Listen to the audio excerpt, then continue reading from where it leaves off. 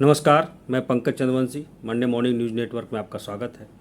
मैं एक बार फिर से हाजिर हूँ एक नए विश्लेषण को लेकर। आज हम कई टॉपिकों पर चर्चा करेंगे, जिनमें भारत की सबसे चर्चित टॉपिक जिसे आप कह सकते हैं अभी सीमा है। दूसरा, हरियाणा नूह में जो सांप्रदायिक दंगे हुए उसकी भी बात करेंगे। जो राहुल गांधी की संसद सदस्यता जो वापस हुई उसकी भी चर्चा करेंगे। साथ में महंगाई, बेरोजगारी पर भी चर्चा करेंगे। कई मुद्दों पर मैं आज एक संक्षिप्त विश्लेषण रखूंगा। और अगर मैं आप अंत तक अगर वीडियो नहीं देखेंगे तो आपको ये पूरी बात समझ में नहीं आएगी। आप पूरा वीडियो देखेंगे तभी आपको पूरी बात समझ में आएगी। अगर आपने हमारे चैनल को लाइक और सब्सक्राइब नहीं किया है तो अभी कर लें, फॉरवर्ड कर दें, शेयर कर दें। बहुत इंटरेस्टिंग वीडियो होने वाला है। बहुत नई बातें आपको जानने को मिलेगी। मैं कुछ ऐसे टॉपिक्स उठाऊंगा, मैं कुछ ऐसे मुद्दे उठाऊंगा जिस पर आपने कभी आज तक गौर नहीं किया होगा, कभी सोचा नहीं होगा। एक एक करके बारी बारी से मैं मुद्दे को उठाऊंगा, चर्चा एक एक करके बारी बारी से उठाऊंगा। सबसे पहले मैं बात करता हूँ हरियाणा के नूह दंगे की। देखिए, जो दंगे जो हुए, मैं दंगा नहीं कहूँगा उसको, दंगे जो होते हैं वो दो पक्ष से होते हैं। हरियाणा में दंगे नहीं हुए, हरियाणा में हमला हुआ। एक पक्ष अपने शिव मंदिर में अपनी यात्रा को लेकर जा रहा था और दूसरे पक्ष ने हमला किया। ये दंगे की श्रेणी में नहीं आता है। सबसे पहले तो मैं क्लियर कर दूं। बात उठता है कि हमारी सरकार, जो सवाल उठे हैं कि हरियाणा की सरकार की इंटेलिजेंस फेलियर है, उसे पता नहीं था, सुरक्षा पर्याप्त नहीं थी। ये सही भी लगती है मुझे कि ठीक, इतना बड़ा जमावड़ा यदि हुआ तो इंटेलिजेंस को जानकारी क्यों नहीं थी। तो ये देखिए, ये आरोप निराधार भी नहीं है। इंटेलिजेंस को जानकारी क्यों नहीं थी, पुलिस सुरक्षा क्यों नहीं मुहैया करा पाई, ये एक निराधार बात नहीं है, इसके ग्राउंड हैं। मैं दूसरी बात करूँगा। मैं बात करूँगा कि ज़रूरत ही क्यों है। नूह कोई सीमा पर नहीं है, बॉर्डर पर तो नहीं है जहाँ विदेशी आक्रमणकारियों का हमला है। कोई कश्मीर तो नहीं है, LOC तो नहीं है, LAC नहीं है, भारत के भीतर है। तो भारत के भीतर में सुरक्षा एजेंसियों को इतनी सतर्क रहने की जरूरत क्यों है? इंटेलिजेंस को इतने सतर्क रहने की जरूरत क्यों है? इतना बड़ा हमला होने की जरूरत क्यों है? जरूरत ही क्यों पड़ी? आंकड़े बता रहे हैं, मैं तो पूरी फिगर जानता नहीं हूँ, फिर भी जो कमोबेश जानकारियाँ जो सामने से आई है कि कहते हैं कि 2-2,500 लोगों की जमावड़ा ने हमला किया, छिटपुट अलग अलग जगहों पर, क्योंकि यात्रा बहुत लंबी थी, अलग अलग जगहों पर। इसमें FIR भी बहुत बड़ी संख्या में हुई है, 94 या 95 के आसपास खबर मिली है कि FIR भी दर्ज हुई है। तो अलग अलग हर थाना क्षेत्रों में अलग अलग जगहों पर उसके हुए हैं, मुकदमे हुए हैं। सरकार अपना काम कर रही है, कानून अपनी प्रक्रिया से काम कर रहा है। मैं उस प्रक्रिया की चर्चा नहीं करूंगा। मैं चर्चा करूंगा कि ज़रूरत ही क्यों पड़ी। आखिर एक हिंदू धर्म का जो एक काफिला जो जा रहा था अपनी यात्रा में, तो उस पर हमले की मानसिकता जन्म ही क्यों ली? क्यों ऐसी मानसिकता जन्म लिया किसी के भीतर कि हमें इन पर हमला करना है? क्यों जन्म लिया? क्यों? क्या उनको कांवड़ यात्रा निकालने पर रोक है? क्या यदि कोई क्षेत्र मुस्लिम बहुल है तो उस क्षेत्र से कांवड़ यात्रा नहीं निकलेगी? हमने भारत में देखा है, पिछले भी कुछ समय पहले जो रामनवमी के भी जुलूस में भी बहुत जगहों पर पथराव की घटनाएं हुई है। सरकार की जो फेलियर होती है वो तो एक मुद्दा है ही है। तो सरकार सुरक्षा नहीं दे पाई, वो एक मुद्दा है ही है। वो मैं बात कर रहा हूँ कि ये सोच आया ही क्यों? यदि रामनवमी का जुलूस कहीं निकल रहा है या कहीं पर कांवड़ यात्रा निकल रही है, इस जुलूस पर हमें पथराव करना है, इस जुलूस पर हमें गोली चलानी है, फायर, ये मानसिकता आया ही क्यों? क्यों एक समुदाय के भीतर एक मानसिकता जन्म ले लिया कि हमें उस पर हमला करना है? ये क्यों आया? क्यों उत्पन्न क्यों हुआ ये मानसिकता? सरकार को इस दिशा में सोचने की जरूरत है। आप सुरक्षा, हर नागरिक, हरियाणा खट्टर सरकार का एक बयान है कि जिसकी बहुत आलोचना हुई कि हर नागरिक की सुरक्षा, मैं बिल्कुल वो सरकार के उस बयान से मैं सहमत हूँ। हर नागरिक की सुरक्षा नहीं दी जा सकती। हर नागरिक के पीछे सरकार एक बॉडीगार्ड नहीं लगा सकती है। एक माहौल बनाना पड़ता है। एक देश में एक सुरक्षा का एक माहौल होता है। सुरक्षा सीमा पर होती है, घर के भीतर सुरक्षा नहीं होती। सुरक्षा आप यदि सुरक्षा प्रहरी भी अपने घर के लिए रखे हैं तो आप उसे दरवाजे पर रखते हैं, घर के अंदर नहीं रखते हैं। दरवाजे पर सुरक्षा प्रहरी सबकी घर के दरवाजे की सुरक्षा करता है, घर के भीतर बॉडीगार्ड लेके नहीं घुमा जाता। तो एक हिंदू एक यात्रा निकालेगा, ठीक है। कुछ लोग कहते हैं मोनू मानेसर, मैं नाम ठीक से नहीं जानता, शायद मोनू मानेसर ने दंगे भड़का। कोई व्यक्ति यदि दंगे भड़काता है, सपोज मैं मान लिया कि दंगे किसी ने भड़काए, कोई व्यक्ति यदि दंगे, उस कांवड़ यात्रा में तो एक आदमी नहीं थे, हजारों की संख्या में लोग थे। तो हजारों लोग को प्रभावित किसी एक व्यक्ति के कारण किसी हजारों लोग पर हमले करने की मानसिकता क्यों जन्म ले लेती है? जो दोषी है, दोषियों के खिलाफ अगर जितने लोग जुटाए गए, जितना जुटान हुआ, जितने तैयारियां की गई, उतनी तैयारियां आप विरोध प्रदर्शन के लिए करते कि भाई हमें सरकार के खिलाफ विरोध प्रदर्शन करना है, मोनू मानेसर को गिरफ्तार किया जाए, अपराधी है। तो अपराधी है या नहीं है, फैसला सरकार करेगी, कोर्ट करेगा, कानून करेगा। किसी भीड़ को, किसी समाज को ये हक नहीं है कि अपने स्तर से वो निर्णय करे, अपने स्तर से वो फैसले ले, अपने स्तर से बदला ले। ये किसी भीड़ को, ये समाज को ये हक नहीं है, ये अधिकार नहीं है। अगर वो ऐसा सोचते हैं तो उसके पहले तो उसकी सोच पर अंकुश लगाना पड़ेगा। आप ऐसा नहीं सोच सकते कि हम बदला लेंगे, हम किसी के लिए किसी के प्रति हमारे प्रति यह हुआ है तो हम इसके बदला लेंगे, ये नहीं सोच सकते। ये सोचना ही गलत है। ये मानसिकता पर ही पहली चोट करनी पड़ेगी। कश्मीर में क्या हुआ? कश्मीर में धारा 370 हटने के बाद से अचानक से सब कुछ शांत कैसे हो गया?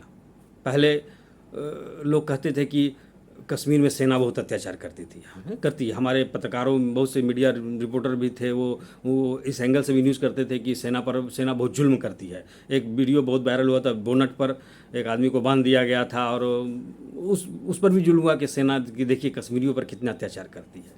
एक नेगेटिव चलता था, बहुत दिनों से चल रहा था। धारा 370 समाप्ति के बाद से कहाँ चला गया सब? क्या पुलिस ने अत्याचार करना बंद कर दिया? क्यों पत्थरबाजी नहीं होती है? क्या हुआ? क्या बदला? क्या लोग वही हैं, कश्मीरी वही है, पुलिस भी वही है, सरकार भी वही है। उसी सरकार में, उसी पुलिस में, उसी लोगों के बीच में ऐसा क्या हो गया कि अब पत्थरबाजी बंद हो गई? ये समझने की बात, बहुत गहरी बात मैं बता रहा हूँ। हुआ क्या? ये हुआ कि धारा 370 हटने से माइंडसेट बदल गया। कल तक जिन अलगाववादियों में, जिन कश्मीर के जिन नौजवानों को यह बताया जाता था कि आज नहीं तो कल, 10 साल बाद भी सही, 100 साल बाद सही, लेकिन कश्मीर भारत से अलग हो जाएगा, एक अलग देश बना लेंगे या पाकिस्तान में मिला देंगे, ये उनकी एक विचारधारा थी, इनकी एक सोच थी। और एक सोच क्यों जन्म हुई थी? ये सोच इसलिए जन्म हुई थी कि भारत के जो संसद से जो कानून पारित होता था, वो कानून जम्मू कश्मीर पर लागू नहीं होता था। जम्मू कश्मीर का अपना अलग कानून होता था, वो उस कानून को पारित करते थे तभी उन पर लागू होता था। जम्मू कश्मीर भारत सरकार द्वारा, संसद द्वारा पारित कानून जम्मू कश्मीर पर सीधे सीधे लागू नहीं होता था। यहीं से उनके अंदर एक विचारधारा ने जन्म लिया कि आज नहीं तो कल कश्मीर अलग हो जाएगा। एक आस थी। कहते हैं ना कि इंसान पूरी ज़िंदगी एक उम्मीद में गुजार देता है, तो अलगाववादी उम्मीद में ही ज़िंदगी गुजार रहे थे और उसी उम्मीद में उनका अलगाववाद चल रहा था। लेकिन जैसे ही धारा 370 समाप्त हुई, वो जो विचारधारा, वो जो सोच थी, वो आस थी, वो आस टूट गई। भारत सरकार का कानून सीधे सीधे लागू हो गया जम्मू कश्मीर पर, और वो जो आस जो बनी हुई थी आज नहीं तो कल वो हम कर लेंगे, अलग कर लेंगे कश्मीर को, वो आस खत्म हो गई। अब उन्हें बात समझ में आ गया कि अब संभव नहीं है। अब भारत का कानून सीधे सीधे जम्मू कश्मीर पर लागू है। अब जो भारत सरकार चाहती है वो जम्मू कश्मीर में होता है। तो अब उनकी जो उम्मीद थी, वो उम्मीद मर गई, उम्मीद समाप्त हो गई। और नतीजा यही निकला कि अब उन्हें पत्थरबाजी करके अपना समय वक्त करने की ज़रूरत भी समाप्त हो गई।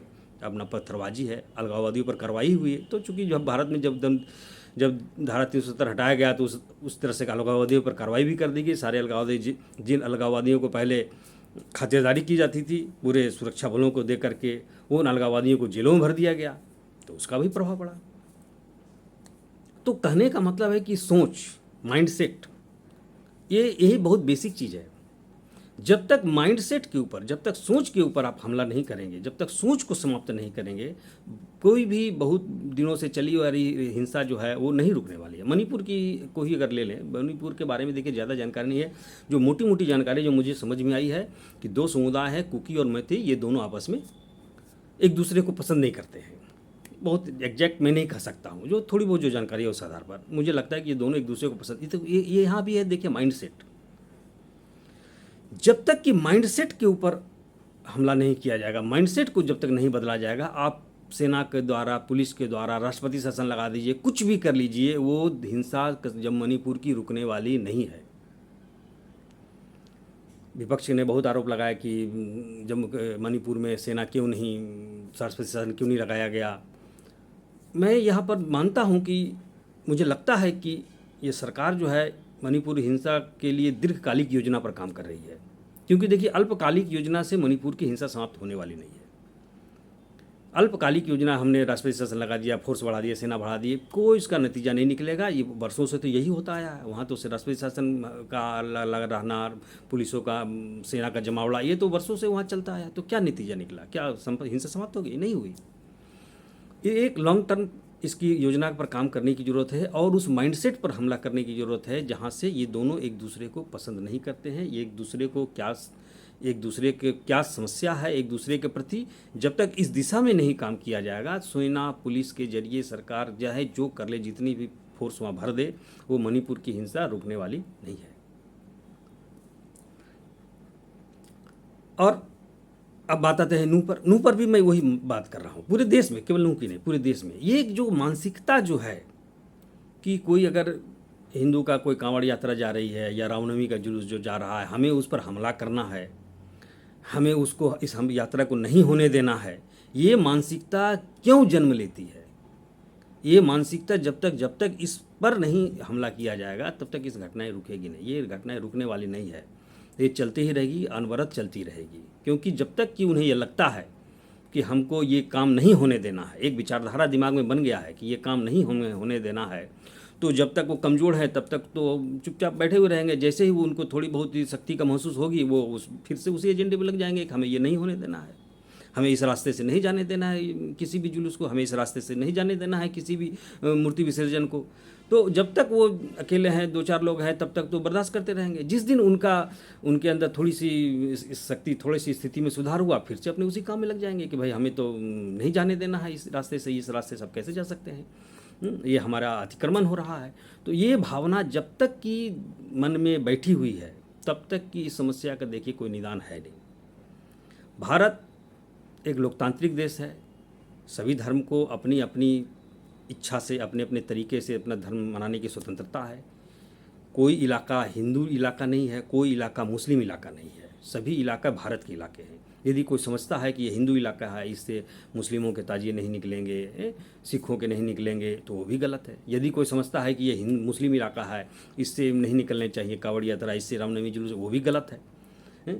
कोई भी इलाका, अगर आप किसी इलाके को मुस्लिम इलाका या हिंदू इलाका कह करके अगर संबोधित करते हैं तो गलत कर रहे हैं। ऐसा होना, इस शब्द पर रोक लगनी चाहिए। ऐसी कोई सरकारी या किसी प्रतिनिधि की तरफ से ये बयान भी नहीं आना चाहिए कि मुस्लिम क्षेत्र बहुल क्षेत्र या कि हिंदू बहुल क्षेत्र है। नहीं, सभी क्षेत्र भारत के क्षेत्र है और हर क्षेत्र से, हर गली से, हर कोने से हर व्यक्ति को गुजरने का अधिकार है, अपनी धार्मिक जुलूस निकालने का अधिकार है, अपना धार्मिक कार्यक्रम करने का अधिकार है, रहने का अधिकार है, बसने का अधिकार है, रोजगार करने का अधिकार है, व्यवसाय करने का अधिकार है। पूरे भारत के हर व्यक्ति नागरिक को हर कोने में बसने का अधिकार है, हर कोने में जाकर के अपना रोजगार करने का अधिकार है। तो ये जब इस तरह की समस्याएं जब आती है तो उस सोच पर ही जब चोट नहीं किया जाएगा, जब उस सोच के खिलाफ विरोध नहीं निकलेगा, तो देखिए समस्या रुकने वाली नहीं है। और नूह मामले में भी वही हुआ। जो विपक्ष थे उन्होंने सरकार के ऊपर ही दोष देकर के अपना जो कर्तव्य का निपटारा कर लिया। देखिए सरकार की गलती मैं मानता हूँ, मैं सरकार को क्लीन चिट यहाँ पर नहीं दूंगा, क्योंकि मुझे लगता है कि सरकार की फेल्योर है। लेकिन जिस समुदाय में ऐसे लोग आए जिन्होंने ये योजना बनाई, उस पर तो कोई प्रहार हुआ ही नहीं। उसके खिलाफ तो भाई ऐसे कैसे इतने सारे लोग क्यों इकट्ठा हो गए? आप ये मानसिकता क्यों जन्म ले लिया? क्यों भाई कि भाई पत्थर हमें जमा करने हैं? जब तक ये मानसिकता आई कहाँ से कि हमें पत्थर जमा करना है, हथियार जमा करना है, हमला करना होगा उस दिन? क्यों ये मानसिकता जन्म ले लेती है? जब तक हम इस दिशा में काम नहीं करेंगे, इस दिशा पर जब तक चोट नहीं किया जाएगा, मानसिकता पर जब तक, माइंडसेट पर चोट नहीं किया जाएगा, तब तक ये घटनाएं आगे भी होती रहेगी। सरकार चाहे जितनी भी कोशिश कर ले, जितने भी पुलिस फोर्स लगा दे, जब तक शक्ति कम है, क्षीण है शक्ति, तब तक शांत है। जैसे ही शक्ति थोड़ी बढ़ेगी फिर इस तरह से घटनाएं होगी। ये मोटी मोटी बात जो मुझे समझ में आया वो मैंने बता दिया। अब आते हैं दूसरे मुद्दे पर। अब बात करते हैं संसद सत्र और राहुल गांधी की सदस्यता जो बहाली हुई उस पर बात करते हैं। देखिए, हमेशा की तरह जो होता आया है, विपक्ष जो हमने देखा है हर साल के संसद सत्र में, विपक्ष संसद का बहिष्कार करता है, सत्र का बहिष्कार करता है, सत्र चलता है।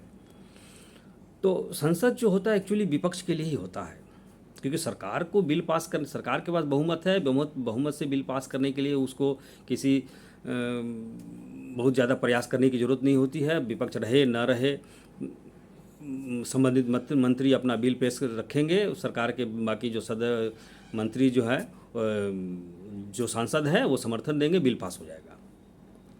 तो इसमें विपक्ष की कोई बहुत बड़ी भूमिका होती नहीं है। विपक्ष की भूमिका सिर्फ इतनी ही होती है कि आप देश के मुद्दे को संसद में उठाएं और वहाँ से लोगों के बीच में मैसेज जाए। तो विपक्ष तो ये काम करती नहीं है, चर्चा उसने किया ही नहीं, तो जो मैसेज जो है वो आउट ऑफ द संसद लोगों के तक जा रहा है, बाहर से बयानबाजी हो रही है, संसद में हुआ ही नहीं। तो संसद का जो काम है, जो प्रारूप है, जिस लिए संसद बना हुआ है, वो संसद के माध्यम से नहीं हुआ, वो बाहर हो रहा है, मीडिया में हो रहा है। सत्ता पक्ष को विपक्ष पर हमला कर रहा है तो बाहर, संसद के बाहर मीडिया में, विपक्ष को सत्ता पक्ष पर हमला करना है तो भी बाहर में मीडिया में। जो काम संसद में होना चाहिए था वो संसद में न होकर के बाहर में हो रहा है। तो चूँकि समय बदल गया है, अब इसको ये कह सकते हैं कि यही वक्त का तकाजा है, और हमें लगता है कि आगे भी ऐसा ही होता रहेगा। क्यों? क्योंकि जिस वक्त देश का संविधान बन रहा था, न्यू रखी जा रही थी संविधान की, उस वक्त मीडिया इतना नहीं था, इतना सोशल मीडिया नहीं था। वो हो सकता है उस वक्त लोगों के दिमाग में नहीं हो ये बातें। तो उन्होंने एक ऐसा व्यवस्था बनाया कि पूरी देश की बात जो है वो सांसद अपने अपने क्षेत्र के सांसद अपने अपने बात संसद में रखेंगे, संसद में प्रस्ताव पारित होगा, संसद के माध्यम से जनता के बीच पूरी बात जाएगी। उन्हें शायद ये बात नहीं मालूम था कि फिर आने वाले कुछ वर्षों में सोशल मीडिया आ जाएगी तो संसद की ज़रूरत ही नहीं पड़ेगी, लोग फेसबुक और व्हाट्सएप और यूट्यूब के माध्यम से ही पूरी बात कर लिया करेंगे, संसद केवल बिल पास करने के लिए रह जाएगा। तो अभी तो लगता है कि मुझे वही है, संसद में अब किसी चर्चा की अब मुझे कोई ज़रूरत ही महसूस नहीं होती। अब तो जो भी चर्चा करना होता है वो तो हर शाम को टीवी चैनल पर बैठिए, हर चैनल के प्रवक्ता बैठे हुए होते हैं, वो जो चर्चा जो संसद में होनी चाहिए थी वो टीवी चैनल पर होती है, और संसद का इस्तेमाल केवल बिल पास करने के लिए होता है। तो मुझे लगता है कि आने वाले समय में हो सकता है कि सरकार इस दिशा में भी कुछ कानून बना दे कि अब चर्चा की संसद में कोई ज़रूरत ही नहीं है। अब जिसको जो भी चर्चा करना हो वो टीवी चैनल में बैठ के कर लिया करे, बाकी संसद में जैसे बिल पास होता है वैसे बिल पास कर लिया जाए। तो राहुल गांधी पूरे देश में ढिंढोरा पीट कर आए, पूरे विश्व में ढिंढोरा पीट कर आए कि लोकतंत्र नहीं है, लोकतंत्र नहीं है देश में। मोदी जी ने पूरे संस्थानों पर कब्जा कर लिया, अडानी अंबानी वगैरह वगैरह। तो देखिए, वो लोकतंत्र अगर नहीं था, उसी लोकतंत्र के तहत सज़ा की सुप्रीम कोर्ट ने उन पर सज़ा पर रोक लगा दिया। तो एक लोकतांत्रिक प्रक्रिया है ना, कोर्ट की प्रक्रिया है, कोर्ट की कानूनी प्रक्रिया है, तो कानूनी तरीके से उन्हें आना चाहिए था। पूरे विश्व में देश की छवि खराब करने की कोशिश नहीं की जानी चाहिए थी, है कि नहीं? आपके पास तो ऑप्शन है, आपके पास तो ये ऑप्शन नहीं था, आपसे ऑप्शन तो छीना नहीं गया कि आप सुप्रीम कोर्ट में अपील नहीं कर सकते हैं। सुप्रीम कोर्ट के फैसले के बाद भी प्रावधान है, उसके बाद पुनर्विचार की याचिका होती है। तो बहुत सारे प्रावधान है, कानूनी प्रोसीडिंग्स में आप गए नहीं, आपको लगा कि सब कुछ out of the court settlement हो जाएगा। तो out of the court settlement कैसे होगा? जब कोई प्रक्रिया, जब कानूनी प्रक्रिया में जब कोई बात आती है तो उसका समाधान भी कानूनी प्रक्रिया से ही होता है। वो आउट ऑफ द कोर्ट उसमें सेटलमेंट करने की तो कोई गुंजाइश ही नहीं थी। तो यहाँ पर भी लगता है कि मुझे विपक्ष थोड़ा सा चूक गया, जो अविश्वास प्रस्ताव उसने लाया, और अविश्वास प्रस्ताव में जो उसने जो गेम सजाने की कोशिश की, जहाँ पर वे सरकार को घेरने की प्लानिंग बना रहे थे, मुझे लगता है कि उसमें थोड़ा चूक गए। और उनके सजे सजाए मैदान पर मोदी जी ने गोल मार दिया, और जो काम विपक्ष को करना चाहिए था वो काम मोदी जी ने कर लिया, और अपना काम उन्होंने कर लिया। तो कहीं उनकी प्लानिंग में थोड़ी चूक रह गई। अब आते हैं तीसरे मुद्दे पर। अब हम बात करते हैं भारत के, अब कहूँगा कि अतिशयोक्ति होगी, ये भारत का राष्ट्रीय मुद्दा। शब्द गलत है, लेकिन चूंकि जब चर्चा है तो ये है नहीं, मैं बस ऐसे ही मजाकिया अंदाज में कह रहा हूँ कि आप वीडियो के व्यूज़ को देख करके वो आपको अंदाज़ा लग जाएगा। हैदर के वीडियो के व्यू देखिए, वो आपको हज़ारों लाखों में मिलेंगे। अब बाकी वीडियोज़ के व्यूज़ देखिए तो कुछ 100 10-20 व्यूज़ भी मिलते हैं। तो उसी आधार पर ये कहना पड़ता है कि ये मजाकिया लहजे में है कि ये राष्ट्रीय मुद्दा भी बन चुका है। तो बात करते हैं 15 अगस्त में। 14 अगस्त को उन्होंने झंडा भी फहराया सीमा ने। सीमा सचिन खुद को कहना पसंद करती है, सीमा हैदर है वो, सीमा सचिन अब वो कहती है। देखिए, व्यक्ति अपना क्या नाम रखेगा ये उसका विशेषाधिकार है। मेरा नाम पंकज चंद्रवंशी है, ये मेरा विशेषाधिकार है कि नहीं? आप मुझे दूसरे नाम से नहीं बुला सकते। मैं कहूँगा कि मेरा ये नाम है, आपको उसी नाम से बुला। तो सीमा हैदर थी पहले, अब वो कहती है कि मुझे सीमा सचिन बुलाया जाए, तो वही बुलाना पड़ेगा। वो एक व्यक्ति का क्या नाम होगा ये वो खुद तय करेगा, वो आप नहीं तय कर सकते हैं। लोग नाम बदलते हैं, एक मनुष्य के नाम बदलने की प्रक्रिया भी है, लेकिन फिर भी एक इच्छा का भी सम्मान करना पड़ेगा किसी व्यक्ति का। तलाक हुआ नहीं हुआ वो अभी कानून प्रोसीडिंग्स में है, कानूनी प्रक्रिया चल रही है, तो उसमें समय लगेगा। ये महीना 2 महीने में सॉर्ट आउट होने वाली बात है नहीं, इसमें सालों लगेंगे। तो सीमा सचिन ने झंडा भी फहराया। अब बात करते हैं कि उसी के साथ एक बहुत वायरल मुद्दा है लप्पू सा सचिन। लप्पू सा सचिन एक महिला है जो बार बार लप्पू सा सचिन, लप्पू सा सचिन। देखिए, किसी भी व्यक्ति को इस तरह से नहीं कह सकते। ये एक देखिए ह्यूमन राइट्स का वायलेशन है। कोई दुबला है, कमज़ोर है, तो उसे लप्पू सा सचिन कह के उसको अपमानित नहीं कर सकते। ये गलत है। ठीक है, एक आध बार मनुष्य गुस्से में या कुछ से भी शब्द एक आध बार मुंह से निकल जाते हैं, हम लोग के भी मुंह से निकल जाते हैं, तो उसके लिए ठीक है, उसको दोहराया नहीं जाता है। उसके लिए माफ़ी मांग ली जाती है, भाई सब जवान फिसल गया, नहीं बोलना था, मैंने गलती से बोल दिया। लेकिन एक ही बात को यदि बार बार दोहरा रहे हैं अलग अलग मीडिया प्लेटफॉर्म से जुड़ा जाकर, अलग अलग लोगों के सामने जा कर के, तो इसका मतलब है कि आप इंटेंशनली जानबूझकर आप ये शब्द का प्रयोग कर रहे हैं। क्यों कर रहे हैं? सचिन तो अपने देश का लड़का है, अपना भारत का लड़का है, जैसा भी है, कमज़ोर है, पतला है, दुबला है, वो हमारा घर का है। आप क्यों इसके खिलाफ इस तरह की बयानबाजी करेंगे? ये ह्यूमन राइट्स का क्लियर कट, ये ह्यूमन राइट्स का वायलेशन है, क्लियर कट। और कहाँ है मानवाधिकार संगठन? कहाँ है? आपको हर गली मोहल्ले में आप नज़र दौड़ाइए, आपको 2-4 मानवाधिकार कार्यकर्ता मिल जाएंगे। तो कहाँ है इस मामले में कोई मानवाधिकार के कार्यकर्ता का? कहाँ कोई वॉइस है? क्यों किसी व्यक्ति को अपमानित किया जाएगा उसके कदकाठी को लेकर के, उसके रंग रूप को लेकर के? क्यों किसी व्यक्ति को बार बार अपमानित किया जाएगा? ये बहुत गलत है। मैं इसकी भर्त्सना करता हूँ। जो गलत है, कानून प्रक्रिया में है, जासूस है, उसको सजा दी जाएगी या डिपोर्ट किया जाएगा, ये फैसला सरकार का है। हम और आप फैसला नहीं कर सकते इस विषय में। उसे पाकिस्तान भेजो, उसे जेल भेजो। अपनी राय रखने का हर किसी को अधिकार है, लोकतंत्र है, हर कोई अपनी राय रख सकता है, हर किसी को अधिकार है अपनी बात रखने का। लेकिन इसका ये मतलब नहीं है कि आप किसी को अपमानित करेंगे, किसी को बॉडी शेमिंग करेंगे। कोई दुबला है, पतला है तो उसे लप्पू कहेंगे, कोई नहीं बोल पाता है तो उसके लिए उसे अपमानित करेंगे। ये अधिकार किसी को नहीं है, न मुझे है न किसी को भी नहीं है ये अधिकार। ये गलत है, इसको तुरंत रोका जाना चाहिए।